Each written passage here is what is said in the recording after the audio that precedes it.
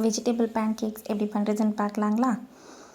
இப்போ நான் வெஜிடபிள்ஸ் வந்து கேரட், பொட்டேட்டோ அண்ட் மஷ்ரூம், அதுக்கப்புறம் நான் வந்து கேப்சிகம் ஆட் பண்ணியிருக்கேன்.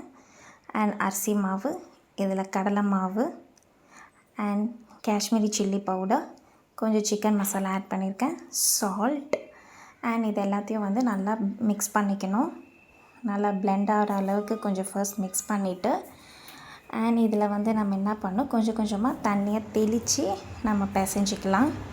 இதில் தண்ணி வந்து கொஞ்சம் ரொம்ப வாட்டரியாகவும் இருக்கக்கூடாது, ரொம்ப திக்காகவும் இருக்கக்கூடாது. மீடியமாக நம்ம பிசைஞ்சிட்டு இந்த மாதிரி தோசை தவா வந்து ஹீட் பண்ணிவிட்டு இதில் ஸ்ப்ரெட் பண்ணி விட்டுக்கோங்க. இந்த மாதிரி தான் இருக்கும். அண்ட் இதில் வந்து ஆயில், கீ எது வேணாலும் போட்டு நீங்கள் வந்து செய்யலாம், நல்லாயிருக்கும். இதை மீடியம் ஹீட்டில் வச்சு நீங்கள் வந்து தோசை மாதிரி ஊற்றி நீங்கள் எடுக்கலாம், நல்லாயிருக்கும். ட்ரை பண்ணி பார்த்துட்டு சொல்லுங்கள்.